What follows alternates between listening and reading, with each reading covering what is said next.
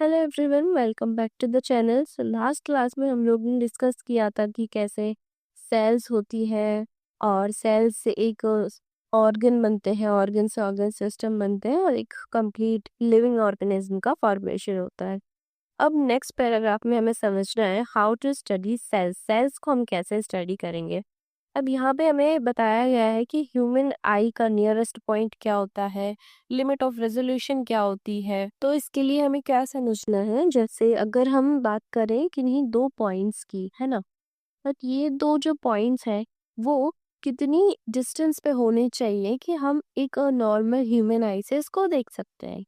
तो अब ह्यूमन आई का जो नियरेस्ट पॉइंट होता है इनको देखने का, विच इज 25 सेंटीमीटर, जो एक नियरेस्ट पॉइंट होता है ना। लेकिन अभी आप इसको सेपरेटली देख सकते हो, बट एक ऐसी डिस्टेंस पे आ जाते हैं जब ये दोनों पॉइंट्स जैसे ये बहुत ही क्लोज आ गए हैं, जितना मतलब मैं आपको दिखा सकती हूँ यहाँ पे। तो अभी भी हम इनको अलग अलग देख पा रहे हैं, लेकिन और ट्राई करें तो हाँ, इतना ठीक है।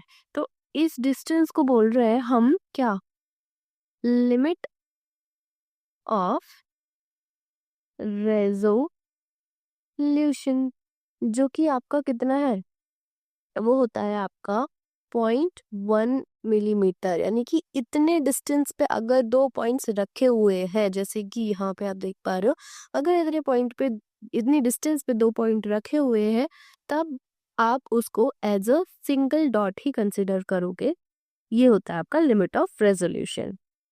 तो नेक्स्ट यहाँ पे एक सवाल आता है कि जब ये सेल इतनी ज़्यादा छोटी है कि ह्यूमन आई की जितनी कैपेसिटी है उसको एक ऑब्जेक्ट को देखने की, उससे भी ज़्यादा छोटी एक सेल है, तो इसको कैसे साइंटिस्ट ने, उस टाइम के बायोलॉजिस्ट ने स्टडी किया होगा, स्ट्रक्चर कैसे देखी होगी इसकी, कैसे इसके फंक्शंस के बारे में बताया होगा, है ना।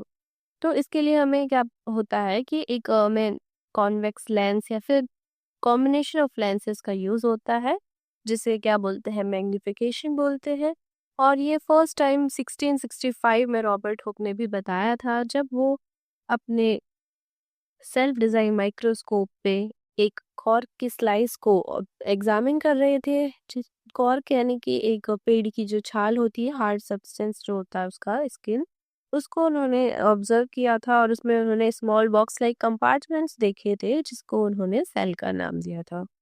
अब यहाँ पे कुछ ऐसे ऑब्जेक्ट्स भी दिए हुए हैं आपको इस इमेज में, जो बता रहे हैं कि आप जैसे ह्यूमन आई से आप क्या क्या देख सकते हो। लाइक आप कुछ फिश एग्स देख सकते हो, chicken eggs, great Indian mustard जिसकी 1 मीटर तक लेंथ हाइट होती है, और नीम ट्री देख सकते हैं, रॉकेट देख सकते हैं, और जो बहुत ही छोटी लेंथ के होते हैं जैसे 1 माइक्रोमीटर और 10 माइक्रोमीटर, जैसे न्यूक्लियस, बैक्टीरिया, माइटोकॉन्ड्रिया, कुछ प्लांट एंड एनिमल की सेल्स होती हैं। तो ये हम सब देखते हैं लाइट माइक्रोस्कोप की हेल्प से। फिर कुछ और बहुत छोटे जीव आते हैं, जैसे कि स्मॉलेस्ट बैक्टीरिया होते हैं, कुछ वायरसेस, राइबोसोम्स होते हैं, जिनकी जो लेंथ होती है, साइज होता है, वो 100 नैनोमीटर में होता है ना। और कुछ प्रोटीन्स हैं, लिपिड हैं, स्मॉल मॉलिक्यूल्स हैं, एटम्स होते हैं जिनकी 0.1 नैनोमीटर्स तक इनकी जो साइज होता है। तो इनको देखने के लिए हमें एक एडवांस माइक्रोस्कोप, जिसको हम बोलते हैं इलेक्ट्रॉन माइक्रोस्कोप, का यूज़ करना होता है।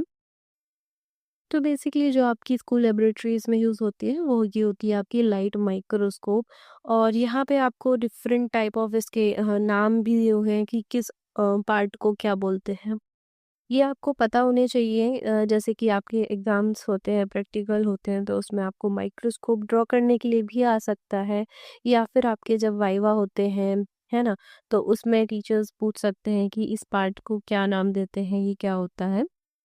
इसमें कुछ मैग्निफिकेशन के लिए 10x 40x बेसिकली ये मैग्नीफाई करने के लिए होता है लेंस, जिससे आप किसी भी ऑब्जेक्ट को क्लियरली देख सकते हो। और है ना, जैसे इसमें एक आई पीस होता है, ये बॉडी ट्यूब होती है, ऑब्जेक्ट लेंस होते हैं, स्टेज होती है, मिरर होते हैं, बेस होता है, ये हैंडल होता है जिससे आप इसको मतलब एडजस्ट कर सकते हो। बट ये एक बार ही एडजस्ट हो जाता है, हैंडल को बार बार इधर घुमाने की जरूरत नहीं होती है। फिर आपका ये कोर्स एडजस्टमेंट नॉब होता है। अब आपको इसको अगर आपको डिटेल में पढ़ना है माइक्रोस्कोप, तो उसको आप वन बाय वन सारे ऑब्जेक्ट्स को सर्च करके देख सकते हो, किस ऑब्जेक्ट का क्या-क्या काम होता है। ये होती है आपकी इलेक्ट्रॉन माइक्रोस्कोप, जो कि बहुत पावरफुल होती है और बहुत ही छोटे ऑब्जेक्ट्स को देखने के काम आती है। यूजुअली बड़ी लेबोरेटरीज में देखने को मिलती है, कॉलेज वगैरह में और यूनिवर्सिटीज़ में जो साइंटिस्ट यूज़ करते हैं वो होती है ये, ठीक है। और यहाँ पे आप देख सकते हैं कि estimate size of the onion peel cell, यानी कि छोटी सेल का साइज एस्टिमेट करने के लिए हमें क्या फॉर्मूला लगाना चाहिए, which is the diameter of the visible field in micrometer upon number of cells along the diameter. इसका मतलब है कि जैसे अगर आप किसी सेल को ऑब्जर्व कर रहे हो माइक्रोस्कोप के अंदर, तो आपको क्या चीज़ें पता होनी चाहिए। आपको सबसे पहले पता होना चाहिए एक विजिबल फील्ड का डायमीटर, जो कि फिक्स होता है 5000 माइक्रोमीटर, और उसमें जो आपको सेल्स दिख रही हैं उससे आपको डिवाइड कर देना है डायमीटर के अंदर, राइट। जैसे एग्जांपल के लिए आपको माइक्रोस्कोप में 25 सेल्स दिख रही है, तो इस केस में आपको एक अनियन सेल का अगर साइज निकालना है तो वो कितना होगा। सबसे पहले हमें विजिबल फील्ड का डायमीटर यानी कि 5000 माइक्रोमीटर डिवाइड कर देंगे 25 से, वो हमारे पास 200 माइक्रोमीटर एक सेल का साइज आ जाएगा। अब हम इस सेल को अगर हमें और क्लियरली देखना है तो हम इसको मैग्नीफाई करके देख सकते हैं, क्योंकि 200 माइक्रोमीटर ऑब्वियसली छोटा साइज है, तो हमें माइक्रोस्कोप में मैग्नीफाई करके देखना पड़ेगा। लेट्स सपोज अगर इसका आई पीस और ऑब्जेक्टिव लेंस का मैग्नीफाइंग पावर 10x है दोनों का, तो ये दोनों का मिला के कितना मैग्निफिकेशन हो जाएगा 100x। तो इससे हम इजीली उस सेल को अच्छे से देख पाएंगे, यानी कि 100 टाइम्स लार्जर अब हम उस सेल को देख पाएंगे। तो इस तरीके की कुछ जो सेल साइज का होता है वो आप ऐसे चेक कर सकते हो। और यहाँ पे आपकी एनसीईआरटी में कुछ एक्सपेरिमेंट्स भी दे रखे हैं जिनको आप परफॉर्म करके देख सकते हो, और इन टॉपिक को और अच्छे से आप विजुलाइज करके अच्छे से समझ सकते हो। कुछ सॉल्यूशंस के बारे में बताया है, जैसे आइसोटोनिक, हाइपोटोनिक और हाइपरटोनिक सॉल्यूशन, जिनके लिए एक वीडियोस हमने पहले बनाई हुई है, तो आप वहाँ से देख सकते हो। सो नेक्स्ट क्लास में हम डिस्कस करेंगे फ्लूइड मोज़ेक मॉडल।